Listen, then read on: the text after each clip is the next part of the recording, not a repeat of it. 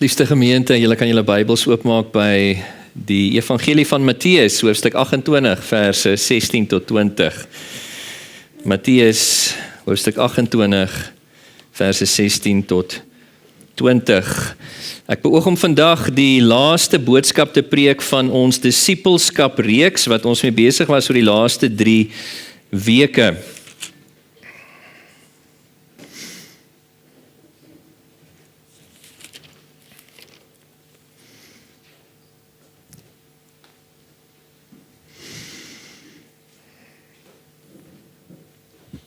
Kom ek lees vir ons die geïnspireerde, gesaghebbende woord van God, Matteus 28 vanaf vers 16 tot 20. Die woord van ons Here sê, die 11 disippels het na Galilea gegaan, na die berg waarheen Jesus hulle ontbied het. Toe hulle hom sien, het hulle hom aanbid, maar sommige het getwyfel. Jesus het nader gekom en vir hulle gesê, aan my is gegee alle mag in die hemel en op aarde.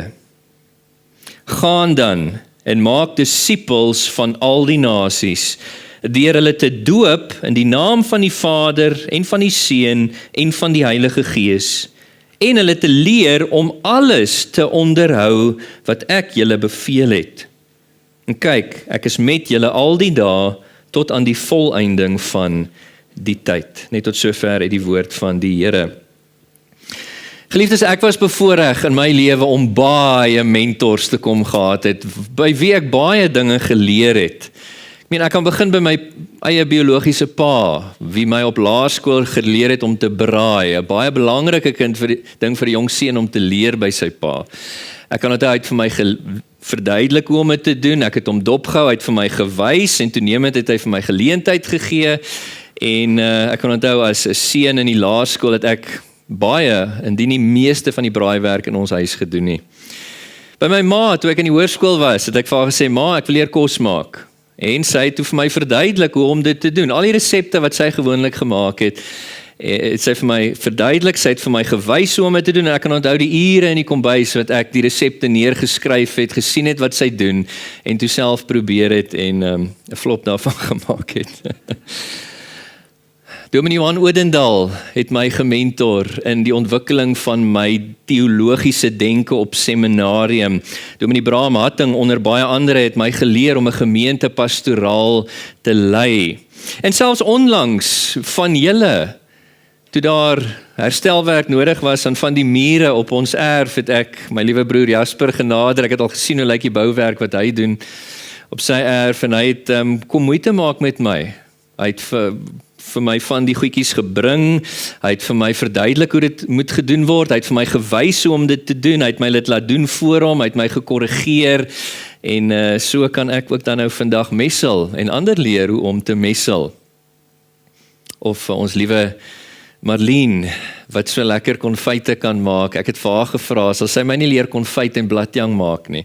Sy het moeite gedoen om my in haar huis in te nooi, en haar kombuis, sy het die voorbereidings gedoen, sy het vir my verduidelik hoe om dit te doen, sy het vir my gewys hoe om dit te doen, sy het my laat probeer daar voor haar, ek het saam met haar van die goed gedoen, en vandag kan ek lekker konfyt maak. En op my afdae somtyds, dan maak ek groot maat konfyt, en ek nooi my dogters, en ek leer hulle om konfyt te maak. Baie mentors, en ek is seker elkeen van julle kan sê, ons het mentors gehad in ons lewe wat ons baie dinge geleer het. Ek wil julle vertel van 'n baie spesiale man in my lewe, my oupa Frans Frederik Johan Greffrath, wie se name ek gekry het. Hy was 'n stil man gewees, maar baie begaafd. Hy was baie geliefd ook. Ek onthou jare gelede, toe ek in Piketberg gewerk het, het ek 'n ouer man ontmoet wat vir my gesê het, jou naam klink bekend. Toe het hy my oupa geken, hy was 'n buurman van my oupa, kan jy glo hoe klein die wêreld is. Hy vertel toe vir my, jou oupa, dit was al wat hy vir my gesê het van my oupa, jou oupa het my geleer hoe om vrugtebome te snoei. Hoe kosbaar. Nou my oupa het my geleer visvang. Ek onthou, sommige vakansies het ons as kinders na hulle toe gegaan, op Pearly Beach, waar hulle huis gehad het, en toe ek oud genoeg is, het hy my begin saamneem viswaters toe, met sy Land Rover 1, en ek dink hy die oudste een gehad wat bestaan het in die land daai tyd, maar hy was lief daarvoor om op die strande te ry daarmee, en te gaan visvang. Hy het my saamgeneem, hy het vir my 'n stok gegee, 'n katrol, selfs skoene, en hy het my begin wys hoe om dit te doen. Hy het my geleer, en deur sy voorbeeld kon ek baie optel. Ek onthou ure wat ek gesit het, wat hy my gewys het om vissersknope te maak, en dat ek geoefen tot my oupa tevrede was. Hy het vir my gewys hoe 'n katrol werk, en hy het my, ek onthou die eerste kraaines wat ek gegooi het hy geweier om dit vir my los te maak. Hy het vir my gesê hoe om dit te doen, en hy het my gelos, dat ek self leer. Hele middag gevat, maar ek kan vandag 'n kraaines uit 'n katrol uithaal. Hy het my geleer hoe om in te gooi, hy het my geleer om vis skoon te maak, wat gevang is, hy het my geleer die getye lees, die water lees, en dan het hy saam met my gegaan, en hy het tyd met my spandeer, en hy het geassesseer waar ek ontbreek, en dan het hy geleer, en hy het my gekorrigeer, verkeerde gebruike, en so aan, en baie keer net genooi dat ek hom dophou. En so het ek geleer visvang, en laas jaar, 2025 Junie maand, toe ek genooi was om by die Skogheim konferensie te gaan preek, het ons bietjie verlof geneem in daai tyd. Vir 10 dae was ons by Ramsgate aan die kus, en ek kon weer my oudste dogter leer om vis te vang, soos my oupa my geleer het. Kon ek haar mentor, en baie van die dinge en die manier hoe my oupa my geleer het ek haar geleer. En glo dit of nie, met 'n bootstokkie van die rotse af vang sy haar eerste klein galjoentjie, dis nou daarso, en is ek nie trots op haar nie. Ek was geleer, en ek het haar weer geleer. En hierdie groot opdrag wat ons as 'n kerk van die Here Jesus ontvang, wat ons nou behandel het met hierdie reeks, is maar eintlik 'n oproep aan ons tot mentorskap, is dit nie waar nie?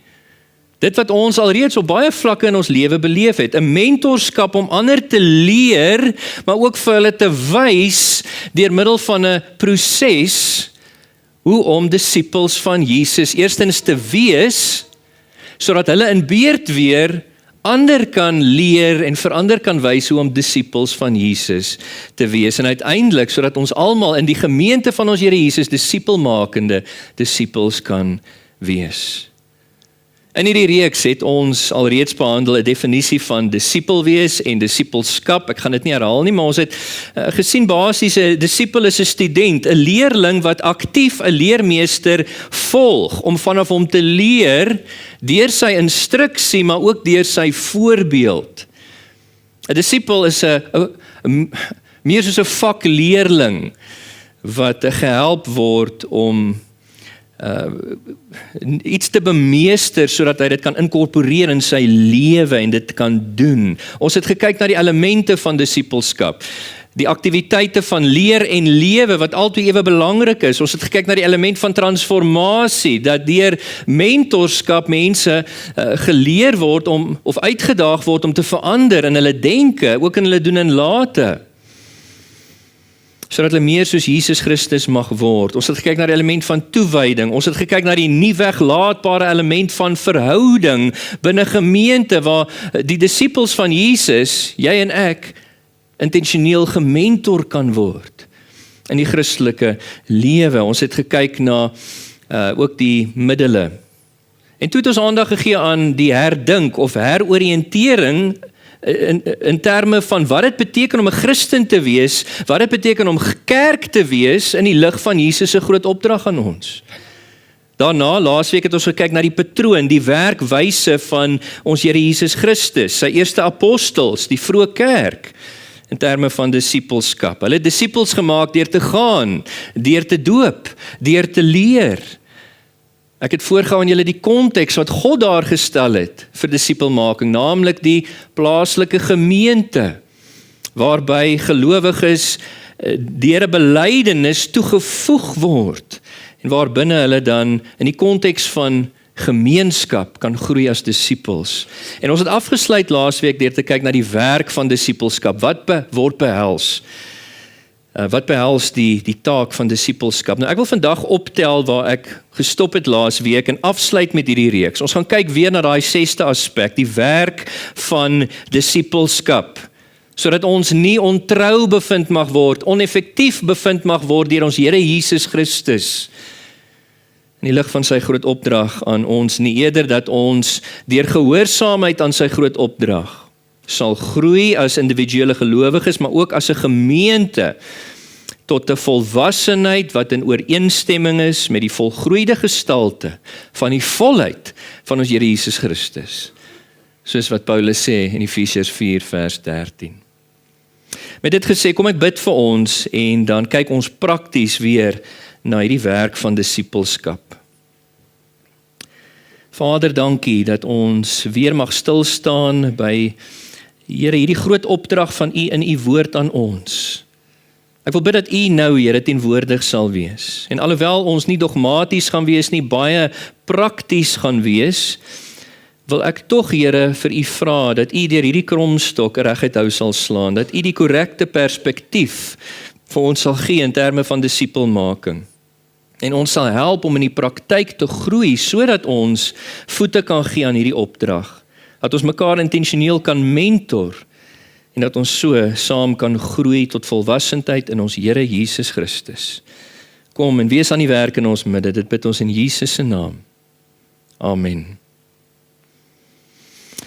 'n 6de aspek waarna ek reeds begin kyk het saam met julle is die werk van disipelskap. Geliefdes, ek het laas vir julle gesê en ek sê dit weer, God se wil vir jou en my is dat ons daai patroon, daai werkswyse wat van Jesus Christus, van sy apostels, van die vroeë kerk wat ons van lees in die Nuwe Testament, daai werkswyse en patroon wat hy gemagtig het, deur sy gesag in die teks wat ek vir julle voorgelees het, dat ons daai patroon sal volg. Dit sluit in dat ons disipels sal maak deur te gaan, baie belangrik. Ons het laasweek hierna gekyk om te gaan. Nou, ek weet baie van julle as ons hoor gaan, dan dink jy, okay, die Here wil hê ek moet dalk 'n sendeling word, amptelik wat oor kan die groot waters onder 'n onbereikte stam gaan woon en werk. Dis nie wat die teks noodwendig beteken nie. Die term in die Grieks is 'n deelwoord. Ons vertaal dit in Engels as going. Die idee is as you are going about your everyday life. En dit sien ons het die apostels gedoen. Nadat die Gees uitgestort is in Handelinge 2, het hulle daar in Jerusalem, waar die Here hulle geplaas het hulle daar gegaan en die werk van die Here gedoen. En dit is hoe ons moet gaan. Elke disipel behoort voortdurend besig te wees om disipels te werf, disipels te win vir Jesus daar waar die Here jou geplaas het, deur die verkondiging van die evangelie. Soos wat Lukas 19 vers 10 sê van Jesus, hy het gekom om te soek en te red die wat verlore is, moet ons ook soek en begelei tot redding diegene rondom ons wat verlore is. Ek het met julle gesels oor praktiese dinge om aan te dink. Maak seker dat jy die evangelie ken en dat jy weet hoe om dit te verkondig aan ander, sodat jy kan gaan in gehoorsaamheid aan die Here. Bid elke dag vir geleenthede, dat die Here vir jou geleenthede sal gee om die evangelie te deel en so disipels vir hom te win. En wees dan sensitief deur jou dag vir daai geleenthede wat die Here gee. Soek geleenthede, skep selfs geleenthede en gebruik elke geleentheid om die evangelie saad te saai, al het jy net kort tye met 'n persoon. Let ook op wie die Here om jou geplaas het. Wie is daai mense wat langs jou bly, wat in jou huis werk, wat in jou tuin werk, jou vriende, jou familie, jou kollegas, al hierdie mense, jou kennisse, wie is hulle? En wees moedig, moenie bang wees of skaam wees nie. Die evangelie is die krag van God tot redding vir elkeen wat glo. Maak daai afspraak en verduidelik die evangelie aan daai persoon en roep hulle op om tot bekering te kom van sonde en hulle geloof in Jesus te plaas tot redding en vertrou dat die Here daai evangeliesaad wat jy saai sal laat uitkom by vrugbare harte waar dit kan ontkiem en wedergeboorte kan plaasvind. Ek het ook vir julle gesê, julle kan betrokke raak by ons amptelike uitreike as Antipas gemeente. Daar was laas Sondag 'n groep vanuit Antipas wat by Steve Biko gaan evangelisasiewerk doen het. Wat gegaan het in ons omgewing, hier waar die Here ons geplaas het as 'n kandelaar om vir hom te skyn. Ek het ook gesê, julle kan mense saam nooi kerk toe, na ons eredienste, waar die evangelie gehoor kan word, maar ook gesien kan word, soos dit uitgeleef word binne in die geloofsgemeenskap.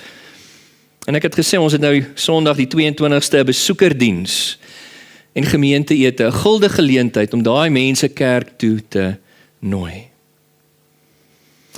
Maar die patroon, die werkswyse van ons Here, sy apostels, die vroeë kerk, behels nie net gaan nie. Ons maak ook disipels deur te doop.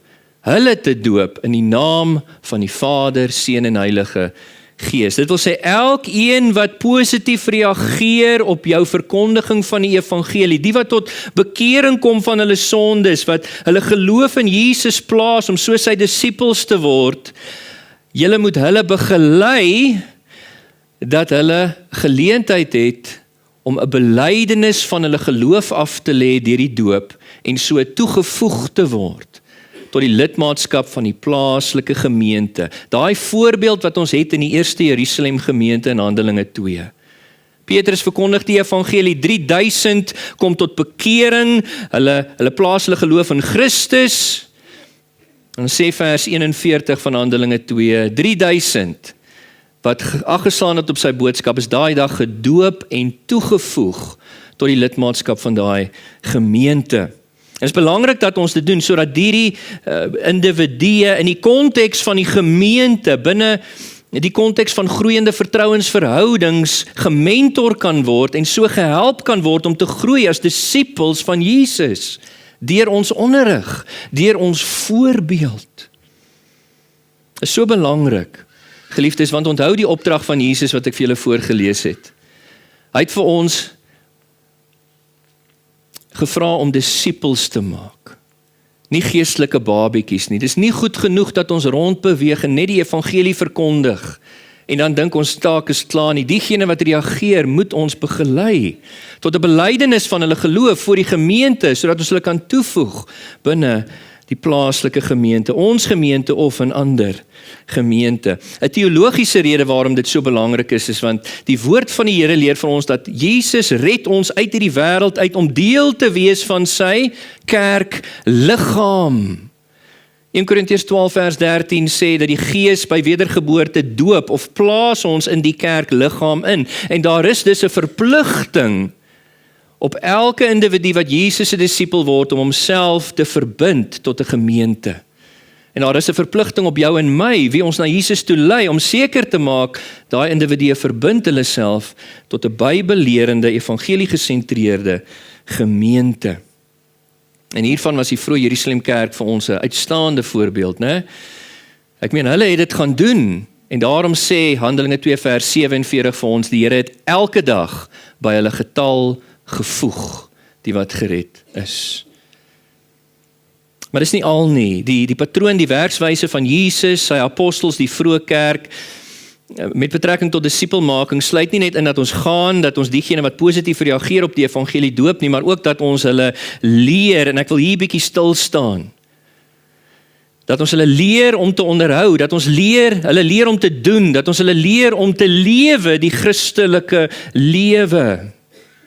Elke disipel wat toegevoeg word tot die plaaslike gemeente moet voortdurend besig wees om gementor te word. Dit sluit my, die ouderlinge, die diakens, die bedieningsleiers, elke lidmaat van hierdie gemeente, en ons moet konstant besig om gementor te word, maar ook om ander te mentor.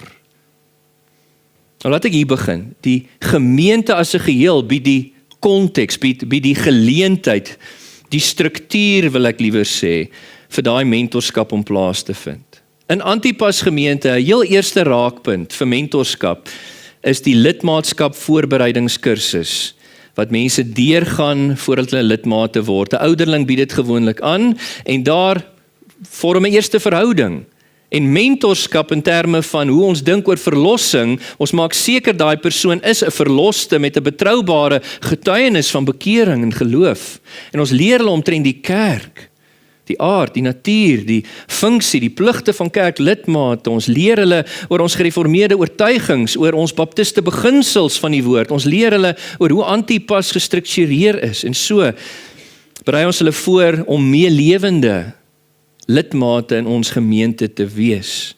'n Tweede raakpunt vir mentorskap in ons gemeente is ek, die leraar, deur my weeklikse prediking van die kansel af, wat ek die woord oopbreek, is ek besig om te mentor. Deur my berading van krisisse in die gemeente, is ek besig om te mentor. Deur my gereelde besoeke aan julle, is ek besig om verhoudings te bou waarin ek julle kan mentor. 'n Derde raakpunt vir mentorskap in Antipas is ons kuddegroepe. Elke lidmaat word in 'n kuddegroep ingedeel met 'n ouderling wat oor jou aangestel word, wat verantwoordelikheid neem vir jou geestelike versorging en ook om jou te mentor binne in daai kuddegroep. 'n Vierde raakplek vir mentorskap in ons gemeente is die bedienings, die klein groepe, vanaf ons seniorsbediening tot en met ons sonnaarskool en alles tussenin. Daarom moedig ek julle gereeld aan, raak betrokke by 'n klein groep hierdie week, waar jy in die konteks van 'n klein groep verhoudings kan bou en in daai groep gementor kan word, om te groei as 'n disipel van Jesus.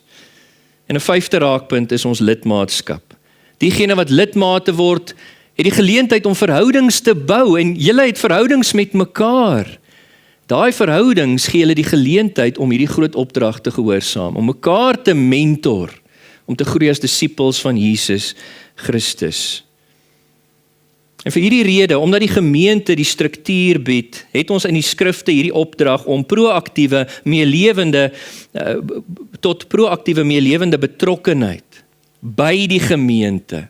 Hebreërs 10 vers 25 sê ons moenie die onderlinge byeenkomste verontagsaam nie. Ons moet juis mekaar aanmoedig om te gaan na mate die wederkoms van Jesus naderkom. En weer eens kan ek maar net wys na die eerste Jerusalem gemeente, hoe hulle betrokke was by mekaar se lewe in die gemeente. Jy sien nie net 'n groep mense wat een keer 'n week by mekaar kom en die res van die week niks met mekaar te doen het nie. Jy sien mense wat lewe saam doen. Elke dag by mekaar is in hulle huise, in die tempel ensovoorts. Hulle het iets verstaan van die opdrag van Jesus. So ek wil julle aanmoedig, wees by elke erediens van die gemeente, sover as wat dit van jou afhang. Maar nie net dit nie, skakel met jou ouderling in die kuddegroep waarin jy is. Raak betrokke by 'n klein groep bediening in die gemeente, waar jy in die konteks van 'n klein groep verhoudings kan bou en kan groei as 'n disipel van Jesus. As die gemeente funksies aanbied, soos die besoekerdiens, gemeenteetes, ons jaarlikse potjiekosfees, ons gemeentekamp, raak betrokke, dat jy hegter verhoudings kan bou, en dit met die oog op mentorskap, as 'n disipel van Jesus Christus. En so, wanneer ons dit doen, gemeente, dan dien die hele gemeente as 'n disipelmaker van haar lidmate. Maar die Here roep ons op tot meer as net betrokkenheid in die groter gemeente. Hy roep ons op om betrokke te wees by gelowiges, individuele medelidmate van jou gemeente, om hulle te mentor en deur hulle gementor te word. Paulus en Timoteus is so 'n goeie voorbeeld. Paulus wat verantwoordelikheid geneem het om vir Timoteus te mentor, en elke een van ons behoort 'n Paulus in ons lewe te hê wat ons mentor, vir wie ons 'n Timoteus is. En elkeen van ons behoort 'n Timoteus te hê, vir wie ons weer 'n Paulus is, wie ons mentor in die waarheid van God se woord, om te groei as disipels van Jesus. Nou wil ek 'n paar praktiese goedjies voor julle hou. Hoeveel individue moet ek mentor? Wel, ons Here Jesus Christus uit die skares wat hom gevolg het 12 manne gekies. En uit daai 12 het hy sy 3 naastes gehad wat hy baie intensief gedisipel of gementor het tydens sy aardse bediening. Ons is nie groter as ons Here nie. En as ons effektief wil wees binne jou tyd en jou vermoëns, sal ek jou aanmoedig, kies 1 of 2 of 3 mense wie jy dan onder jou vlerk neem om te disipel. En plaas jouself onder die vlerk van 'n ander om deur hulle gedisipel te word. Hoe moet ons diegene wie ons onder ons vlerk neem disipel? Ek het hierso 'n proses, 6 stappe wat ek hier op die bord agter my het waarna julle kan kyk. Ek wil net vinnig deur dit gesels met julle. Hierdie dinge is voor die hand liggend, maar dit gaan julle help om aan die regte dinge te dink, soos wat julle beoog om mekaar te mentor. Eerstens, identifiseer wie jy gaan disipel. Identifiseer wie. Hier's 'n paar oorwegings. Nommer 1, dink aan jou gesin. Dink aan jou gesin. Wie is daai individu met wie jy klaar in 'n verhouding binne jou naaste familie is? Volgens die woord van die Here tekste soos 1 Timoteus 5 vers 8 het ons 'n verantwoordelikheid eerste teenoor ons gesin. Ons gesin is ons primêre sendingveld. Ons kan nie dink om sendingwerk buite te doen, buite die gesin, as ons nie besig is om ons gesin te mentor, te disipel. in die waarheid van God se woord nie. So dink eerstens aan jou gesin. In die gesin het die Here reeds verhoudings gegee en gesag gedelegeer, die man as hoof van die huis oor sy vrou, ouers oor die kinders wat hulle in die wil en weë van die Here moet grootmaak. Wie in jou gesin kan jy meer doelgerig mentor om hulle te groei as 'n disipel van Jesus? 'n Tweede oorweging oor wie? Is dit 'n gelowige? Baie belangrik, tekste soos 1 Korintiërs 2 vers 10 tot 14 leer vir ons dat die ongelowige is geestelik dood. Hy wat nie wedergebore is nie, die natuurlike mens, kan nie die dinge van God begryp nie. Dit help nie, jy probeer 'n ongelowige disipel nie. Dis onmoontlik. Ongelowiges moet evangeliseer word, sodat hulle deur bekering en geloof in Christus geestelik lewend gemaak kan word en gedisipel kan word. So is dit 'n gelowige. 'n Derde oorweging, wie is saam met jou in die plaaslike gemeente waarvan die Here jou deel gemaak het? Belangrik, want die Here het ons in die huishouding van geloof aan mekaar op 'n spesiale wyse gebind om verantwoordelikheid te dra vir mekaar in hierdie gemeente. So wie is jou mede lidmate in die gemeente wie jy kan disipel of deur wie jy gedisipel kan word? 'n Vierde oorweging is geslag. Die Bybel is sensitief vir geslag. Dis wys vir manne om manne te disipel, vrouens om vrouens te disipel. En nie om oor die geslagsgrens te disipel die wat jy nie meer 'n verwantskap het nie. Wees sensitief vir geslag. Nog 'n oorweging, nommer 5, is ouderdom. Dit is heeltemal aanvaarbaar dat ouer mense jonger mense disipel, of selfs in sommige gevalle jonger mense ouer mense disipel. Maar weer eens, wysheid dikteer, kies iemand van min of meer jou ouderdom wat in dieselfde lewensseisoen as jy is. Want hulle gaan begrip hê vir waar jy is in jou lewe en hulle gaan jou ook goed kan help hoe om in daai seisoen van jou lewe Jesus Christus na te volg. Dink ook sestens aan konteks, jou lewenssituasie. Is jy 'n tuiste skepper? Kies 'n tuiste skepper om te disipel, want jy gaan vanuit jou konteks, hulle konteks kan verstaan en hulle ook goed kan begelei hoe om as 'n tuiste skepper Jesus Christus te volg. Dit sluit in 'n situasie van enkellopend wees, of as jy deur 'n spesifieke krisis gegaan het, kyk rond, wie gaan tans deur so 'n krisis, wie jy kan mentor deur daai tyd. 'n Sewende oorweging is leerbaarheid. Kies iemand wat 'n leerbare ingesteldheid het. Somstyds is Christene nie leerbaar nie, hulle dink hulle weet alles. Ek wil dit afraai, gemeente. Ons moet almal 'n leerbare gees behou. Om iemand te mentor verg baie van jou tyd en energie en jy wil so effektief moontlik vir die koninkryk wees. So kies iemand wat jy weet leerbaar is, gretig om by jou te leer. 'n Agste oorweging, kies iemand wat ook getrou gaan wees om weer ander te mentor. Dit wat jy vir hulle geleer het oor te dra aan ander. Soos Paulus sê in 2 Timoteus 2 vers 2. Hy sê vir Timoteus, die dinge wat ek jou geleer het, vertrou dit toe aan ander wat weer betroubaar gaan wees, bekwaam gaan wees om weer ander te leer. Baie belangrik, want ons wil graag disipelmakende disipels oplei. En dan 'n negende en laaste oorweging is prakties. Kyk na jou ligging. Jy weet, is dit prakties? Weens jou ligging om hierdie persoon te disipel. Kyk na jou skedule. Is dit prakties om daai persoon te disipel? Moenie voel jy moet almal disipel nie. Daar is 'n hele gemeente en almal van ons moet verantwoordelikheid neem in die liggaam om mekaar te disipel. Jy kan net jou deel doen. En ek wil julle aanmoedig, gaan bid oor wie die Here wil hê jy 'n pad moet stap mee en erken jou beperkings wanneer jy jou keuse maak. So dit is identifiseer. Tweedens, assesseer. Om ander te mentor of te disipel verg die koste van tyd. Jy moet tyd belê in daai persoon om hulle op 'n dieper hartsvlak te leer ken. Gesprekke te hê met hulle wat hulle uitlok, sodat jy in 'n groeiende vertrouensverhouding met hulle kan bepaal wat ontbreek in hulle mondering. Wat ontbreek in hulle denke en aan hulle doen en late as 'n disipel van Jesus Christus. Kyk na die grondslagbeginsels van ons geloof, wat ontbreek. Kyk na die gevorderde dinge, die meer vaste spys van ons geloof, wat ontbreek. Byvoorbeeld, wat is hulle siening oor die Bybel as die woord van God?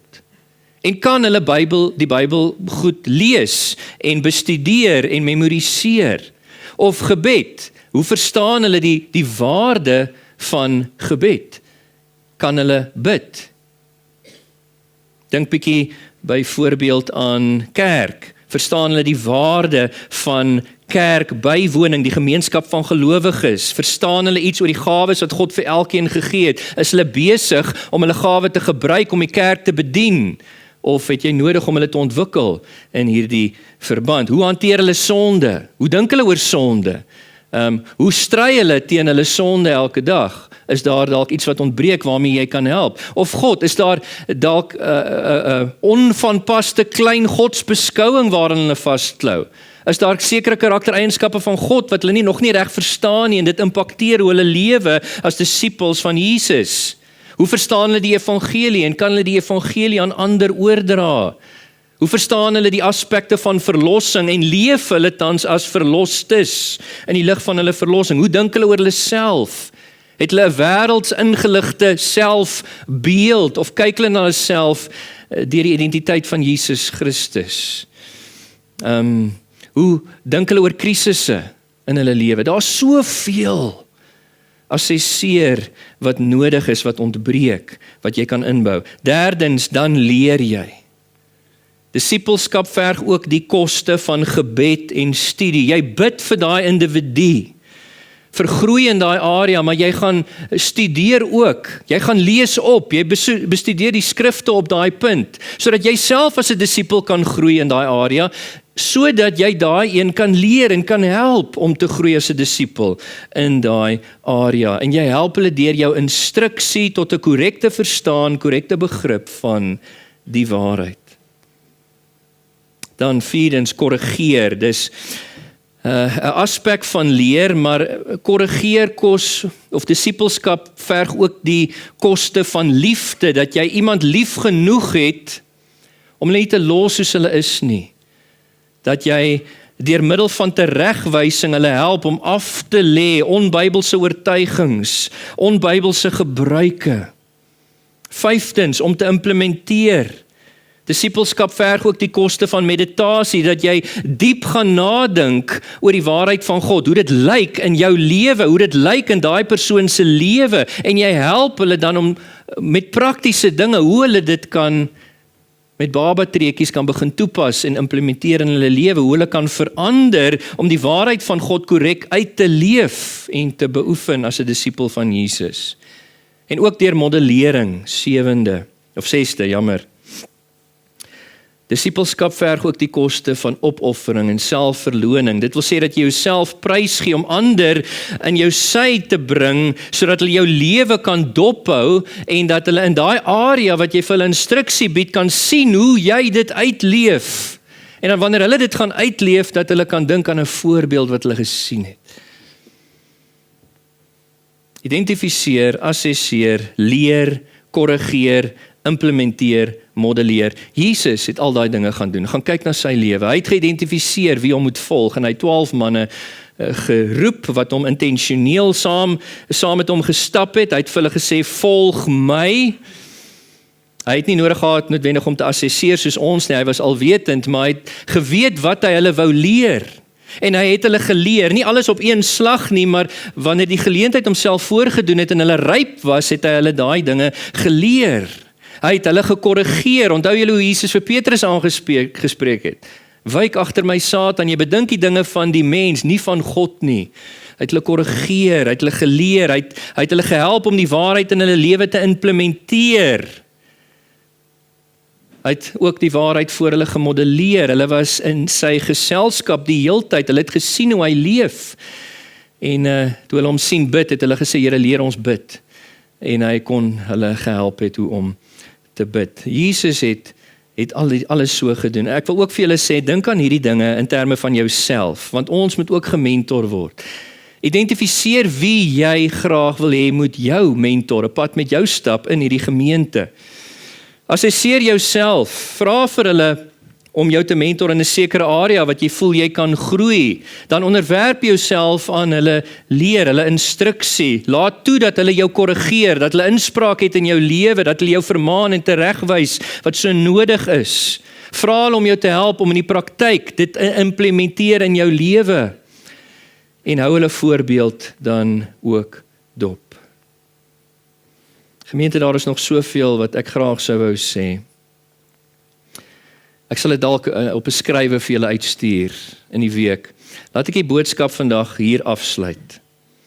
Net noem dat as elkeen van ons verantwoordelikheid gaan opneem in hierdie verband, wat die Here Jesus aan ons gee in sy groot opdrag. As jy gaan kies om 1 of 2 of 3 ander in die gemeente te mentor, en ander gaan toelaat om hulle verantwoordelikheid teenoor jou op te neem om jou te mentor. As jy gewillig gaan wees om inspraak te lewer in ander se lewe en inspraak vanaf hulle te ontvang, dan gaan ons toenemend sien hoe 'n disippelskap kultuur in ons midde gekweek word. So ek wil jou uitdaag. Wie gaan jy toelaat om jou te mentor en vir wie gaan jy mentor? Wie gaan jou Paulus wees? Wie gaan jou Timoteus wees in die volgende paar weke, maande, jare? Mag die Here dit so bewerk dat 'n disippelskap kultuur in ons midde gevestig word, en dit tot eer van die Here natuurlik, sodat Christus ons getrou en effektief sal bevind as 'n kandelaar wat sy lig moet skyn in hierdie wêreld. Amen. Net voordat ek oorgaan tot gebed, wil ek hierdie boekie aan julle voorhou. Onder andere een van die boekies wat ek weer deurgelees het in hierdie reeks terwyl ek voorbereidings gedoen het, die boek Discipling van Mark Dever. How to Help Others Follow Jesus. Dis dalk 'n goeie plek vir jou om te begin. Dis 'n dun praktiese boekie. As jy belangstel om dit te kry, ek ken die drukker hiervan wat dit in 'n goeie prys sal aanbied. Kom sê vir Doreen by die boektafel, jy soek 'n kopie van hierdie boekie om deur te lees, om jou te help verder. En ek wil julle ook aanmoedig weer eens, sit Saterdag die 28ste Februarie op sy en kom woon daai dagkonferensie by wat handel oor disippelskap. Gesels met Freddie Ludek as jy vervoer verlang of vervoer kan aanbied. Mag ons aanhou groei in terme van die groot opdrag van ons Here Jesus Christus aan ons. Kom ons bid. Hemelse Vader, ere aan U in die hoogste hemele vir U woord wat na ons toe gekom het vanmôre. Here, baie, baie duidelik. Soveel wat ek nie kon sê nie. Ek dink aan die inspanning wat Paulus oorskryf wanneer hy dink aan disippelskap in Kolossense 1 vers 28 en 29. Hy sê, hiervoor span ek my in, en as ek in die worstelstryd gewikkel, en dit is inspanning, dit is 'n worstelstryd soms om ander te mentor, maar in dieselfde asem sê hy, ek werk deur die krag van God wat in my werk, dis U werk.